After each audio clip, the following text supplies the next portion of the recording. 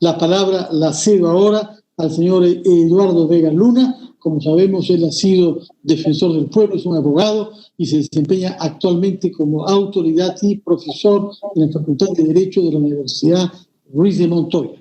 Eduardo Vega, adelante, por favor, durante 15 minutos. Muchísimas gracias, Fernando. Muchísimas gracias al señor Contralor Nelson Schack por esta invitación y a toda la institución de la Contraloría. Felicitaciones por este informe. Creo que es un aporte sustantivo para poder seguir de cerca la situación tan terrible que nos ha acaecido con la pandemia, pero que a la vez nos ha traído otro virus quizás más letal, que es el virus de la corrupción. Voy a proyectar una presentación. Me avisan si es que está. ¿Sí? Ahora ya. Sí. Perfecto. No sin antes, quisiera dedicar un minuto solamente a señalar lo que ayer el Contralor ha defendido públicamente, que es un tema central en el trabajo de las organizaciones autónomas, la autonomía, ¿no? Tanto la Contraloría, en su momento la Defensoría, el Tribunal Constitucional, el Ministerio Público, gozan de esta autonomía que tiene finalmente que ser la barrera, el elemento central para enfrentar al poder. Se muestra difícil de controlar, difícil de buscar que sea mucho más transparente. El poder, sea en sus distintas variantes, el Ejecutivo, el Congreso de la República, el propio poder económico, tienen que saber que las organizaciones autónomas son fundamental y tienen que aprender a respetar ese rol fundamental, y creo que hace bien el Contralor en defender esa autonomía. No es sobonería, creo que se impone señalar esto, y ahora en la presencia de una congresista, Lina Lizárraga, creo que es bueno que los congresistas deslinden de esta postura que ha mostrado el ex Contralor Alarcón.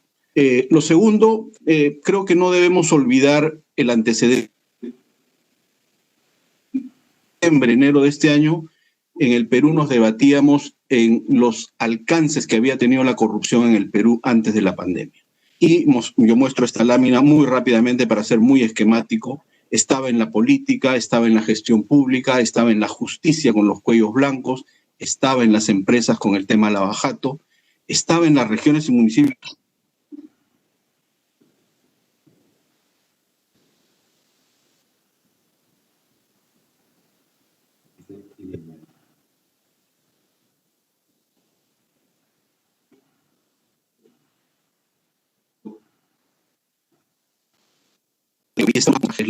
Lo que vengo a plantearles a partir del informe que ha preparado, que ha presentado hoy día el Contralor, son estas tres de manera muy breve.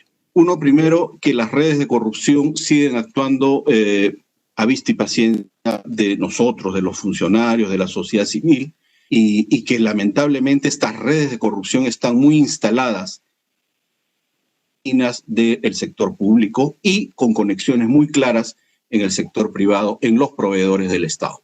En segundo lugar, que pese a los esfuerzos que han habido para instalar en el Perú de la corrupción, todavía no funciona de manera adecuada y muestra debilidades. Creo yo que hay avances sustantivos con el fortalecimiento de la Contraloría y con el rol que viene cumpliendo en este control concurrente, sin duda. Pero el control interno, ese del que no hablamos, o el sistema de integridad que se ha instalado aún tiene deudas pendientes para poder avanzar en esta tarea. Y en tercer lugar, creo yo que se hace necesario hacer cambios urgentes, ajustes al modelo de integridad que tiene en este momento el país para poder prevenir y reducir, ojalá, la corrupción, principalmente en los servicios básicos. Aquí, sin duda, el Contralor nos ha mostrado cómo finalmente la corrupción ha seguido de manera importante en el país a través de estos 8.181 informes de control que a lo largo de estos 100 días han podido avisorar, ¿no? Y sin duda muestran de manera descarnada lo que ha venido ocurriendo. Ya él lo ha señalado y Carolina también lo han señalado. Yo me voy a limitar a hacer un breve recuento porque creo que lo que podemos es debatir más sobre por dónde abordar este tema, ¿no? La Fiscalía también hace algún tiempo, hace algunas semanas, señaló que ellos habían formulado denuncia en 724 casos. A mí lo que me ha llamado fuertemente la atención del informe de la Contraloría presentado el día de hoy y recogido en este informe es estos casos terribles que, además del perjuicio económico que causan, hay que decirlo, causan un perjuicio a los derechos de familias concretas, de personas en concreto, ¿no? Las canastas familiares, el subsidio y las filtraciones que han habido. La filtración es un eufemismo para decirlo, porque hablamos más de 68,000 familias que no debieron recibir este subsidio y que lo han recibido, ¿no? Los equipos de protección, ¿no? Que finalmente han puesto en riesgo la vida del personal de salud, del personal de la policía y de otras entidades públicas, ¿no? Porque se han comprado mal o se han comprado de manera sobrevalorada, al igual que las canastas familiares, ¿no? O los ventiladores inoperativos. Es realmente impresionante este número de ventiladores inoperativos y que lamentablemente ha mostrado también las deficiencias absolutas que hay a nivel de gobiernos regionales para poder llevar adelante esto, por lo que llama la atención estas 43 toneladas de medicinas almacenadas, encontradas ahora mismo en Arequipa y que no han sido distribuidas, cuando sabemos que Arequipa y otras regiones están atravesando una situación realmente difícil, realmente terrible. Y finalmente, yo resalto, también está en el informe de la Contraloría, este pago a clínicas por hacer las pruebas de COVID, y donde el monto menor que han cobrado las clínicas ha sido de 422 soles, cuando todos sabemos que estas pruebas eran gratuitas. Yo he hecho un cálculo grosso modo, ¿no?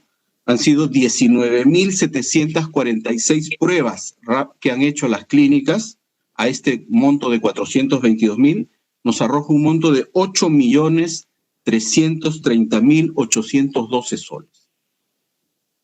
Con esos 8,330,812 soles, bueno, si una canasta familiar, estas canastas familias más pobres, valorizadas en 80 soles, se pudieron haber comprado 104,135 canastas adicionales para poder subvencionar, para poder facilitar, para poder aplacar en algo la pobreza y las necesidades de esta familia. Realmente es un cuadro sumamente crítico el que nos ha pintado el informe de la Contraloría. Y los sectores más afectados también nos lo ha dicho, yo lo grafico ahí y que están señalados, que ya son claramente conocidos también, ¿no? El área de abastecimiento y logística, el área de recursos humanos, las obras de infraestructura, que sin duda vienen de mucho más antes, pero que pueden agravarse en esta situación de pandemia y que entendemos que la Contraloría va a iniciar también un proceso de supervisión, de fiscalización de estas obras de infraestructura en adelante. Y finalmente, lo que acabamos de ver, la provisión de servicios públicos a la ciudadanía. Hay, sin duda, un diagnóstico muy claro que no está funcionando, pero que ya está detectado, que tiene que ver con procesos muy burocráticos en la administración pública, que hay que quitar finalmente esas vallas, esas barreras burocráticas. No significa quitar transparencia, significa quitar aquellos procedimientos que simplemente lo que hacen es encarecer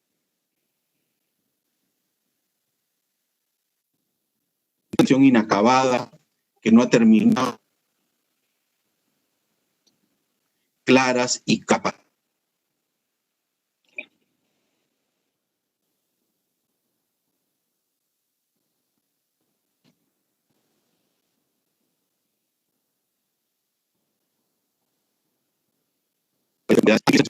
Con la labor que viene desarrollando la Contraloría, hay una escasa coordinación. Yo creo que este elemento no lo estamos tomando muy en cuenta. Me parece que es preferible una mejor coordinación a las labores de fiscalización, supervisión y denuncia. Me refiero concretamente a Defensoría, Contraloría, Fiscalía y Procuradurías, para empezar, y por supuesto la propia Secretaría de Integridad, ¿no? Los mecanismos de sanción todavía son débiles, no hay. En el caso Lavajato, por ejemplo, todavía ningún caso de condena, salvo el caso de un gobernador regional de Ancash, y necesitamos aquí poner nuevamente la fuerza para que estas investigaciones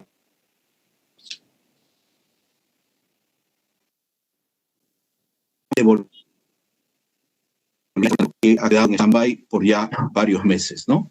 Y el tema de la informalidad como un tema que nos acompaña desde siempre, pero que necesitamos abordar. Creo yo que han habido iniciativas interesantes, están ahí señaladas muy rápidamente, muy escuetamente. El nuevo plan de contra la corrupción sin duda tendría que ser una herramienta fundamental. Todavía creo yo que faltan ajustes a esa herramienta. La creación de un sistema de integridad al interior del Ejecutivo y de los gobiernos regionales. Lamentablemente hay solo 5 gobiernos regionales que han instalado sus oficinas de integridad y eso ya da cuenta del poco interés que hay en temas de integridad al nivel de gobiernos regionales y sin duda de algunas instituciones públicas. El fortalecimiento de Contraloría yo creo que está, pero hoy día creo que está pendiente y creo que ese tiene que ser una conclusión muy clara de este evento respecto a la capacidad sancionadora de la Contraloría. Y finalmente otros temas de intereses como la declaración jurada de intereses. Hoy día, si no me equivoco, se ha cerrado el tema de las declaraciones juradas de intereses de los congresistas de la República y hasta donde tenía informe no había más de 30 que habían presentado. Ojalá que en el último momento se hayan logrado mejorar esta cantidad de congresistas, al igual de que gobernadores y otras autoridades que se han instalado en el Poder Ejecutivo. El caso Swing, no me voy a detener en los detalles, pero creo que da una muestra muy clara también de cómo actúa la corrupción, cómo finalmente se generan estos riesgos de corrupción en el sector público, en las contrataciones, ¿no? En primer lugar, porque no hay una planificación. Se contrata a una persona sin saber efectivamente cuál es su arte o beneficio. En segundo lugar, se desnaturaliza esta figura, de la menor cuantía, ¿no? Porque efectivamente es una herramienta importante para acelerar las compras, las contrataciones, pero si se usa más, permite que se pague más de 175,000 soles a una persona sin haber aportado nada a un objetivo concreto dentro del sector público. El direccionamiento, el fraccionamiento y finalmente demuestra que no funcionaron los mecanismos internos de integridad para detectar este tema que fue tan dramático semanas atrás. Los gobiernos regionales están muy afectados, no me voy a detener en este tema, creo que ahí, ya lo he dicho, hay mucho por hacer todavía a nivel de regiones. Y finalmente, creo yo que los mecanismos de transparencia, de control interno y de vigilancia ciudadana, lo digo de manera muy cruda, seguramente, no han funcionado para poder detener la corrupción en medio de la pandemia. ¿Qué hacer? 2 láminas para terminar. En primer lugar, lo que siempre digo, tiene que haber un liderazgo al más alto nivel y de todos, ¿no? Desde el presidente de la República, los congresistas, los gobernadores, los ministros, los titulares de órganos autónomos, para poder controlar esta situación. Si no, simplemente no la vamos a poder hacer.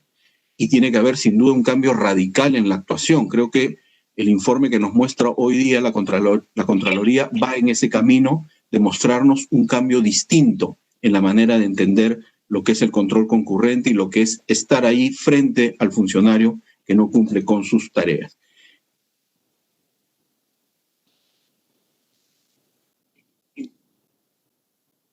Las instituciones y hay que afianzar un trabajo mucho más coordinado y un ajuste al modelo de integridad que tenemos en el país, que sin duda todavía tiene deudas y está pendiente.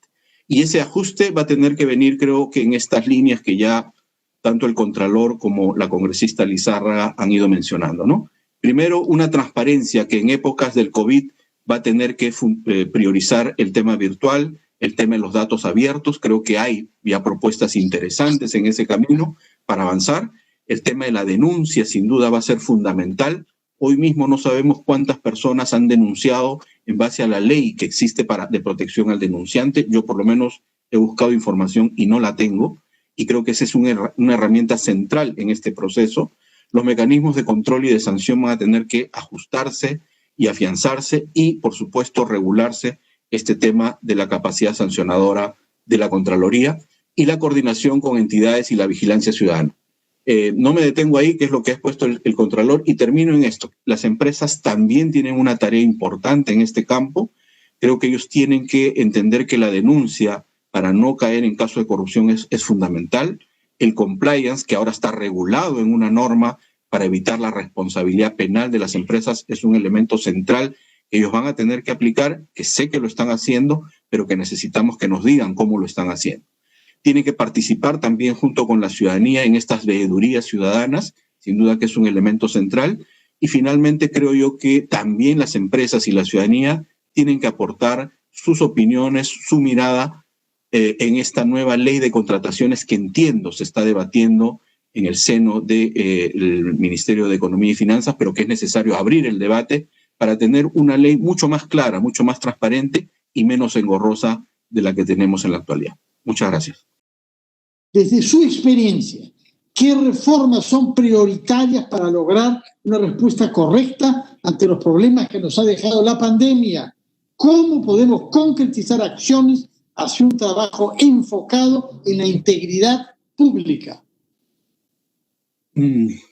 Gracias, Fernando.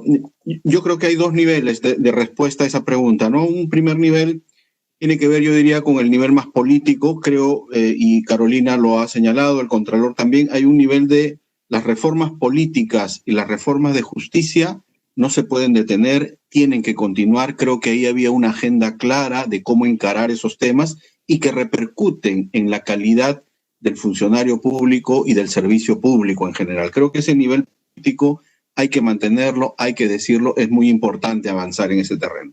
Luego yo diría viene un segundo nivel que podemos llamarlo más técnico sin duda, que tiene que ver con el nivel de la contratación pública. Creo que en el meollo, en el centro de la atención del informe de la Contraloría presentado el día de hoy está la contratación pública, ¿no? Y cómo se utilizan los recursos. El señor Juan Paredes Castro ya nos decía, ¿no? El presupuesto, la gestión y cómo se utiliza esos recursos. Pero ahí creo que hay que pasar de este modelo que tiene más de 17 tipos de contratación pública a reducirlo, a hacerlo mucho más asequible, en el que pueda haber un acuerdo entre el Estado, los proveedores y la sociedad civil de mejorar el nivel de contratación pública. Uno, para las grandes obras de infraestructura, donde sin duda necesitamos mejorar y reducir la brecha de infraestructura que tenemos en el país, y otro para la contratación pública, para las compras que se hacen, para las adquisiciones que se hacen. Pero un nivel de contratación que sea muy transparente, que utilice los medios virtuales, la informática, para hacerlo justamente más asequible, predecible, más interoperable. Básico, central en lo que sería la prevención. Yo creo que el del control, creo que el camino está atrás. Fortalecer este rol sancionatorio que tiene, porque efectivamente tenemos que dar un mensaje muy claro de que ninguna inconducta funcional, ningún acto de estar impune. Y en segundo lugar, en esa misma línea necesitamos también dar incentivos. Cuando un funcionario sepa que quitar la corrupción, que el ser honesto tiene incentivos, estoy seguro que la situación va a ir cambiando también en el país. Yo digo, así como existen redes de corrupción instaladas claramente, necesitamos contraponer redes de que quiere realmente sacar adelante al país con honestidad